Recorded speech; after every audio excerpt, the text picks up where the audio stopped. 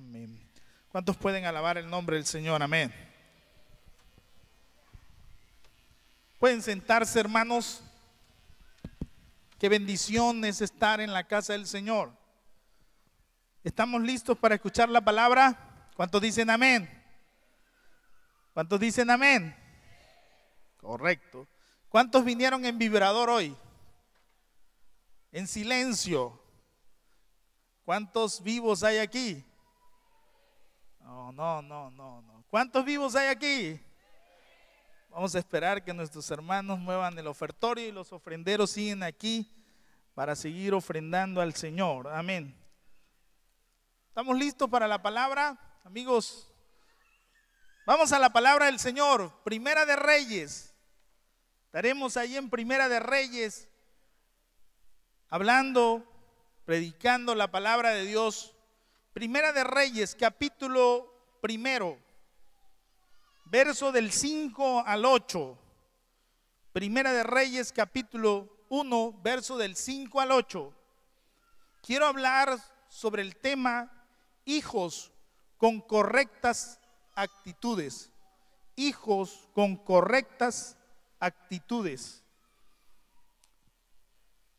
Vamos a leer la escritura. Dice de la siguiente manera, verso 5 del capítulo 1. Entonces Adonías, hijo de Agit, se rebeló, diciendo: yo reinaré. Y se hizo carros y de gente de a caballo y de 50 hombres que corriesen delante de él. Y su padre nunca le había entristecido en todos sus días con decirle: ¿por qué haces así? Además, este era de muy hermoso parecer y había nacido después de Absalón. Y se había puesto de acuerdo con Joab, hijo de Sarvia, y con el sacerdote Abiatar, los cuales ayudaban a Adonías. Pero el sacerdote Sadoc y Benaías, hijo de Joaida, el profeta Natán, Simeí, Reí y todos los grandes de David no seguían a Adonías. Verso 6. Y su padre nunca le había entristecido en todos sus días con decirle: ¿por qué haces así? Cuando leía esta escritura, es interesante la enseñanza del Señor. ¿Cuántos aman la palabra de Dios? La palabra es viva, la palabra es eficaz, la palabra siempre trae una lección para cada uno de nosotros. Nosotros amamos a nuestros hijos, amamos a la siguiente generación que va a venir, que ocupará nuestro lugar, pero hay que forjarlas y hay que prepararlas en el temor de Dios en todas las áreas, pero sobre todo enseñarles que el temor de Dios es primordial y que tener a Dios en nuestros corazones nos abre un panorama no solamente en este tiempo, sino en la eternidad. Amén.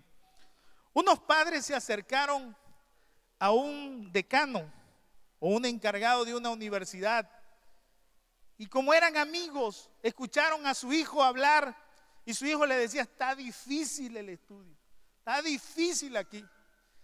Y entonces sus padres le dijeron: qué bueno que nos comentas, hijo. Yo conozco al director, yo conozco al encargado de aquí en el área de todo el área educativa. Yo voy a hablar con él.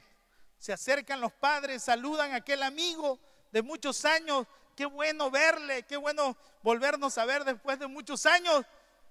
Y le dice: pero el motivo por que estoy aquí es porque mi hijo estudia aquí. Claro que sí, dice, yo lo he visto al muchacho, pero ¿sabes qué? Yo vengo a pedirte un favor. Y le dice el amigo: claro, adelante, dime, estoy en lo que yo pueda, lo haré con mucho gusto. Y le dice: oiga, ¿no le podría echar una manito a su hijo, a mi hijo, en la carrera? Se le queda viendo a aquel hombre y le dice: ¿de qué se trata la manito? ¿No le puede acortar algunas materias?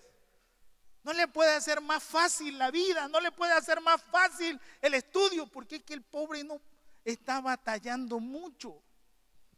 El decano aquel se le queda viendo y le dice: somos muy amigos, pero yo te quiero preguntar, ¿qué clase de hijo quieres? Porque dice, Dios, cuando hace una calabaza, le lleva 2 meses. Y cuando hace un cedro o una caoba, le lleva 40 años. Así que te pregunto, si quieres que acorte el currículum o la matrícula de tu hijo, ¿tú quieres que sea una calabaza o que sea un cedro? Dime de qué clase de hijo quieres. Se quedaron pensando los padres. ¿Sabe? Porque todo lo que está ahí es parte formativo de los hijos. Por eso está ahí. Porque todo es importante, no le podemos acortar. Queridos hermanos, esa pregunta debe ser respondida por cada uno de nosotros. ¿Qué clase de hijo o qué clase de hijas queremos? ¿Queremos que sea una calabaza o queremos que sea una madera preciosa? ¿Cuántos de ustedes han agarrado un mueble de caoba? ¿Cómo pesa, verdad? Firme. Dese con un caoba en la cabeza, no creo que se quiebre, se descalabra usted primero, pero el caoba sigue así. Queridos hermanos, esto es una gran lección para nosotros. No hagamos más corto el camino a nuestros hijos. La Escritura no enseña eso. Si en la ética de la vida cotidiana las gentes nos piden ¿qué quieres hacer? Hay que forjarlos y enseñarlos. La palabra de Dios nos da un gran ejemplo sobre la vida de un gran hombre. David había sido un rey, un hombre fuerte, un hombre que había enfrentado a sus enemigos. Pero el problema era que cuando se enfrentó a su hijo pequeño, no lo pudo dominar. Imagínense el hombre que había vencido al gigante, el hombre que se había enfrentado a ejércitos múltiples, el hombre que había luchado bajo la unción de Dios, cuando se enfrenta a 30 centímetros, es sucumbido. Qué interesante es cuando nosotros debemos de aprender a obedecer y aplicar los principios de Dios en nuestras vidas. La Escritura dice en ese verso 6 que estamos leyendo, por eso el tema de hoy, hijos con correctas actitudes. Un hijo que tiene una correcta actitud es como un caoba firme. Se puede trabajar. ¿Usted puede trabajar una calabaza? ¿Usted puede trabajar un tallo de una calabaza? No hay manera por dónde. Pero una madera de caoba usted la puede tallar y usted puede darle la forma extraordinaria y puede hacer algo extraordinario en su vida, labrar su vida. Queridos hermanos, el Señor nos enseña en su palabra, ahí en Primera de Reyes capítulo 1 verso 6, y su padre nunca le había entristecido en todos sus días con decirle. En otra versión dice, su padre David nunca lo había contrariado, ni le había pedido cuentas. No hay que contrariarlo, hay que dejarlo, no hay que pedirle cuenta. Otra versión dice, ni le había preguntado por qué hacía lo que hacía. En otra versión dice, nunca lo había corregido, ni había intervenido en su vida. Su padre nunca le había dicho, ¿por qué has hecho esto? Queridos hermanos, si queremos tener hijos con actitudes correctas, tenemos que intervenir en la vida de ellos. El nombre de Adonías tiene un significado hermoso. Adonías significa, Yahvé es el Señor. Fíjense lo que es su significado, tenía un nombre bonito. Yahvé es el Señor. El Señor es mi dueño. Queridos hermanos, no es con ponerle un nombre a un niño que vamos a lograr el éxito. Tenemos que trabajar fuertemente por él. Adonías era el cuarto hijo en el linaje al trono. El primero había muerto, el segundo también, el tercero estaba muerto también, y él en el cuarto lugar decía, pues el trono me queda a mí, nadie más. Pero Dios tenía otros planes. Ya habíamos hablado de la vida de Salomón, que era el séptimo hijo. ¿Qué hace este hijo por ganarse un lugar? Es interesante ver lo que hace este hijo por forjarse ahí en la vida. Este hijo se levanta en armas contra su padre. Como consecuencia del consentimiento de su padre y la aprobación de la gente, por la falta de control de su padre, este hombre toma fuerza, nace en él el deseo de poder. No estamos en contra de que nuestros hijos quieran triunfar, quieran ser algo poderoso. Pregúntele a cualquier niño qué quiere ser en la vida y todos quieren ser un triunfador. Nadie tiene una perspectiva de fracaso. Este hombre, pero ¿cómo quiere lograr aquello? Fíjense los puntos que este hombre tenía. La Biblia dice que era de buena presencia. O sea, que la fisonomía de aquel muchacho era extraordinaria, no era feo. Era bien presentable. Su padre había sido guapo, dice la Biblia. ¿Se acuerdan cuando David se enfrenta a Goliat? Lo ve hermoso. ¿Y qué le dice Goliat? Lo despreció por la hermosura. ¿Acaso soy perro para que tú vengas? No lo vio como un hombre de armas, de guerra. Entonces Adonías había nacido guapo, hermoso, dice la Biblia, de buen parecer. Todos nuestros hijos son hermosos. Todos nuestros hijos cuando están en su plenitud son lindos. ¿Cuántos dicen amén? Todos tienen la misma posibilidad. Todos arrancan igual. Pero mire, su carta de presentación, ¿qué tenía este hombre llamado Adonías? Su carta de presentación era la ambición, el hambre de poder, la superficialidad en la vida espiritual. Era un hombre que no buscaba a Dios. Tenía características físicas enormes, pero alejado de Dios. No tenía el compromiso espiritual, fíjese bien, que caracterizaba a su padre. No se involucró en la voluntad divina. No buscó la voluntad de Dios. Él buscó hacer su propio camino. Tenía falta de respeto, de principios éticos. Compró la amistad, compró el voto, podríamos decir. Él compró los favores con una fiesta. Y así se rodeó de gente. Queridos hermanos, vivió una vida oculta de sus padres. ¿Qué significa? Presentaba una clase de vida en su casa, pero lejos de la vista del padre, vivió un estilo diferente al de su casa. En su casa era Adonías, el amado, pero lejos de su casa era el que estaba preparando la alta traición a su padre. Fíjense lo que era este joven.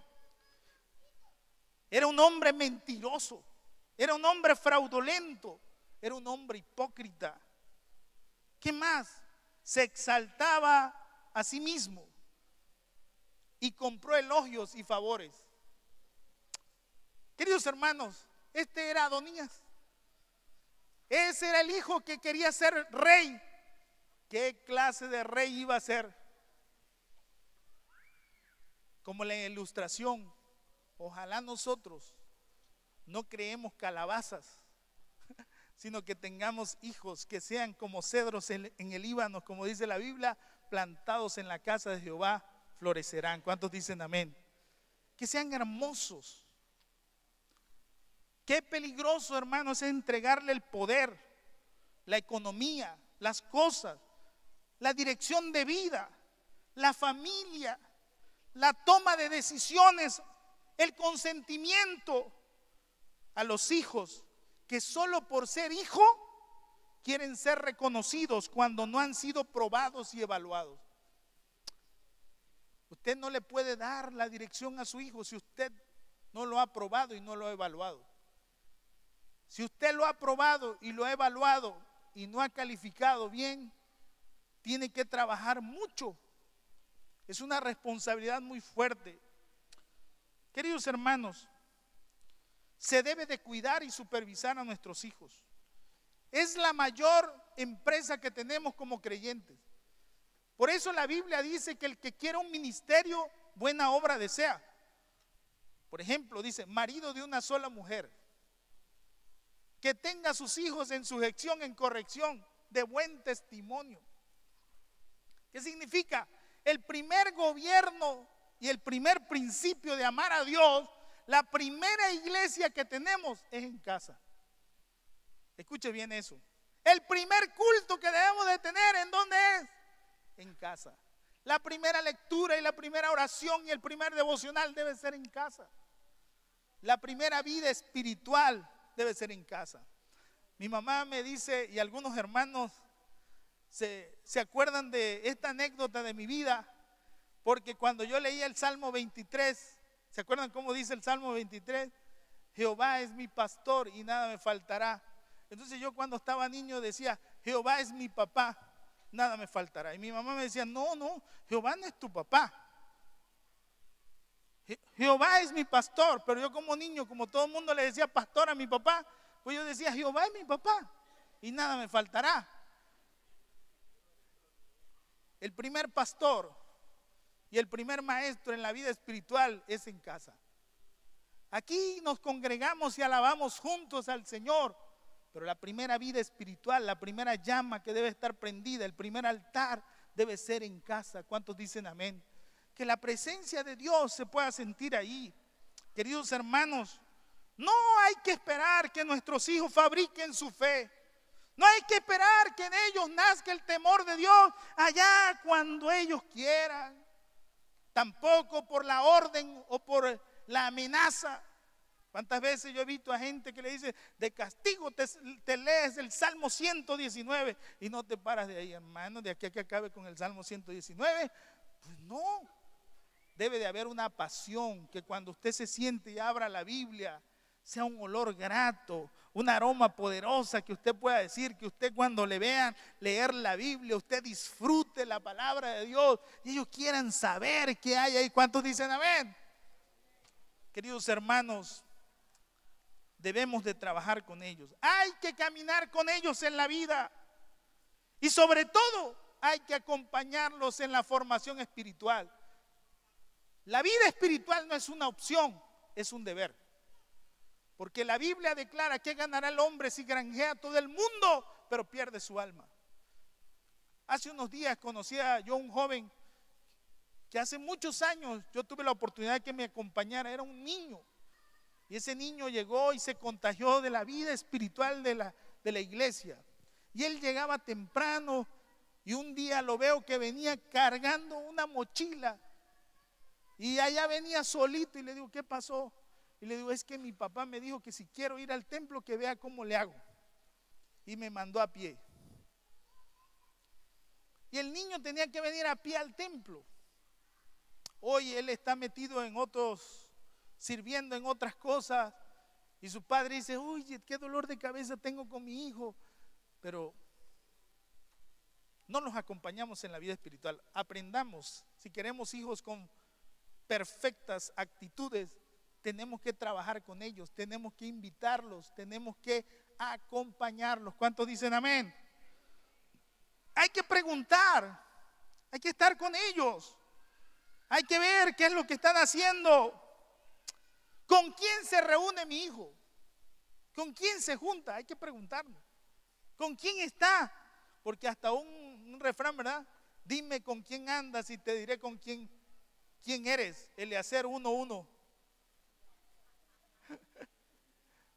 Hay una vez una persona viene y me dice, ay hermano, llegó la policía y se llevaron a mi hijo, pero él no estaba haciendo nada. Y fue y lo sacaron. Hoy es un delincuente de primera, que no pueden pararlo. Otro día hablaba yo con las autoridades allá en el pueblo allá. Decían, la única manera que se pare es darle un tiro. No hay de otra, ya no podemos con él. Pero qué triste es que no sepamos con quién se está juntando nuestro hijo, con quién anda. Una persona muy nombrada aquí en México, le preguntaron por qué se reunía con pura gente educada, con puros profesionistas, con pura gente de alta alcurnia, educados. Y decía, pues bruta yo y me junto con otro bruto, pues somos dos brutos al cuadrado. Pues algo se me tiene que pegar, me tengo que juntar con gente sabia. Hermano, si usted quiere ser un hombre espiritual, un hombre prudente, pues tiene que juntarse con hombres espirituales, prudentes, que aman a Dios. ¿Cuántos dicen amén? Usted tiene que trabajar en eso. ¿Con quién va a emparentar? ¿Con quién se va a casar? Decide, hijo, mira, ahí la primera que encuentres en la calle, esa, agárrala por los pelos y métela a la casa. No, hermano, ¿con quién te vas a casar? ¿Qué vas a hacer? Ya lo pensaste bien. ¿Con quién? ¿Con quién vamos a emparentar? Porque después,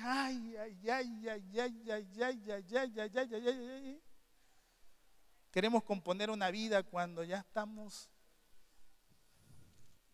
¿Cuántos están aquí? ¿De qué clase son? ¿De qué familia? ¿Quiénes son sus padres? ¿Cuál es su origen de ellos? Hay que averiguar. Hay que intervenir en sus vidas. La Biblia nunca nos dice que no metamos las manos por nuestros hijos. La Biblia nos da la orden que hay que intervenir en ellos. Escuchen lo que está enseñando la Escritura. Esa filosofía que dice, déjalos que hagan lo que quieran, que ellos decidirán, eso nos lleva un costo terrible. Hay que meter las manos, hay que cuestionarlos, hay que investigarlos, hay que confrontarlos, hay que evaluarlos, hay que preguntarles cómo están. Cuando los hemos evaluado, después hay que castigarlos o premiarlos. Qué tremendo es eso. El castigo no es un pecado. Hace rato estaba yo hablando con mi sobrino y le digo, y fíjate, tío, que él compite en eso de kickboxer, es que se llama eso, que se dan patadas y los dos hermanos practican eso, se dan unas acariciadas y están a nivel profesional, se dan unos trancazos y yo le digo, ¿qué practican? Kickboxer, tío, y el papá lo dice, sí. Son amiguísimos los dos niños y eso que se quieren, imagínense, están de trompada. Y dije, pero no vine a competir porque no cumplí algo en mi casa y mi padre me castigó y no pude venir a competir. Aleluya. ¿Qué le está enseñando? Pero ese es un hijo que cumple, hay que premiarlo, hay que ayudarlo, claro que sí.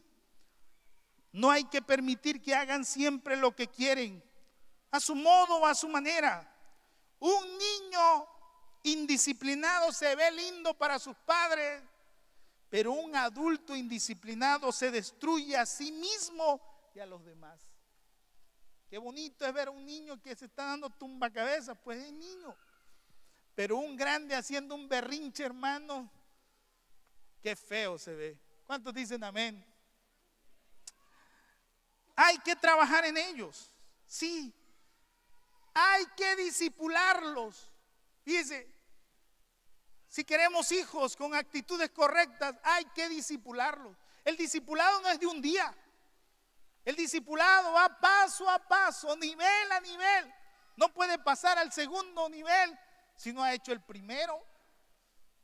Hay que acompañarlos. La palabra discipular quiere decir que hay un maestro y un discípulo.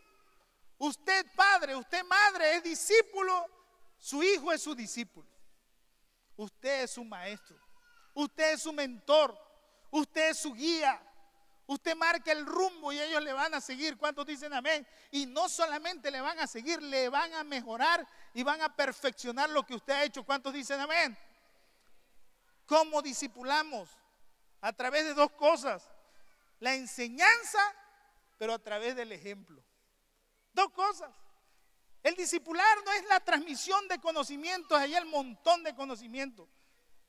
Es la práctica. Es lo que conocemos, pero es lo que hacemos. Es lo que decimos, lo que creemos, pero es lo que vivimos. ¿Cuántos dicen amén? Hay que enseñarles a vivir. Hay que enseñarles a desenvolverse dentro de una vida con límites y reglas.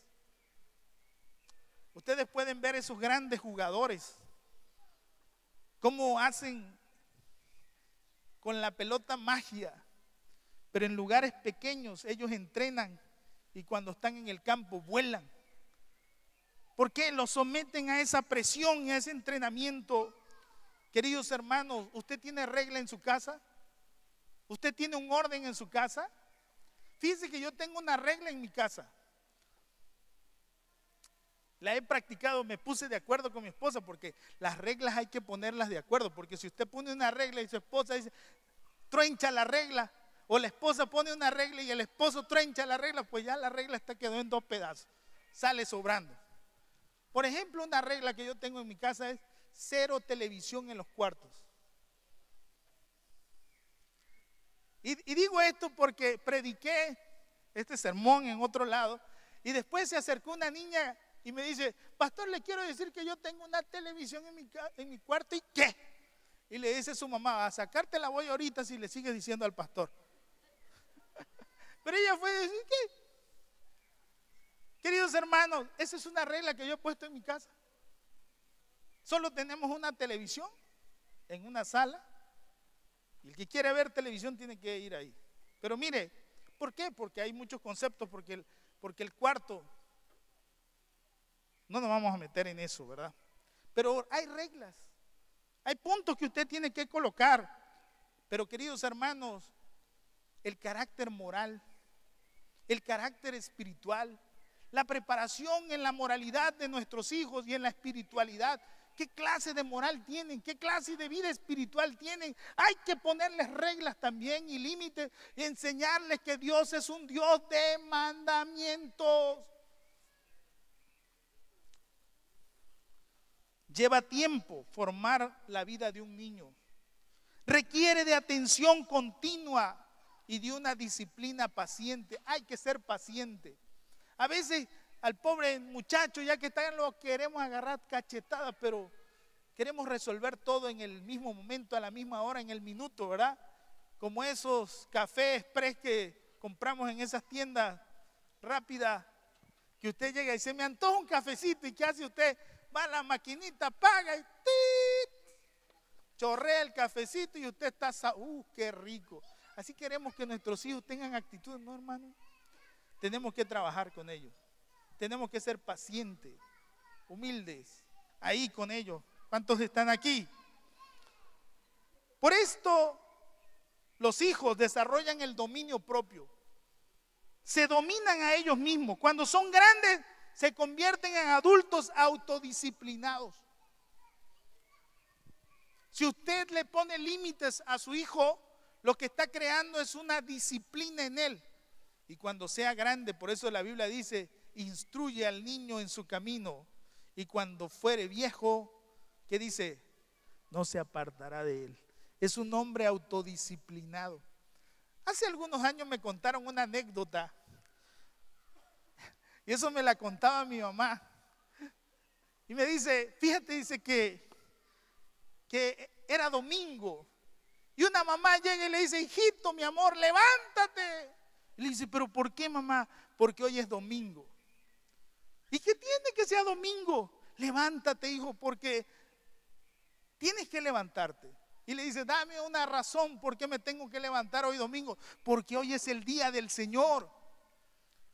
Hoy es domingo, hay que ir a adorar al Señor. Bueno, mamá, dame otra razón más fuerte. Porque tú eres cristiano, que tememos y amamos a Dios. Y le dice, no, mamá, todavía, dame otra razón más fuerte. Hijito, levántate porque tú eres el pastor.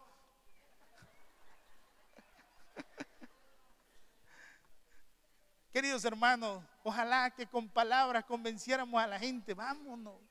Pero a veces las palabras salen sobrando. Mi mamá, ¿qué cree que me está diciendo con eso? Madruga, tú eres el pastor. ¿Cuántos alaban al Señor? Queridos hermanos, nuestros hijos se deben de desarrollar, se deben de preparar para enfrentar los retos de la vida. ¿Qué nos dice la Biblia? En el libro de Efesios capítulo 6, verso 1 y verso 2, miren lo que dice la Escritura. Hijos, verso 1, Efesios 6, 1. Hijos, obedeced en el Señor, ¿a quién? A vuestros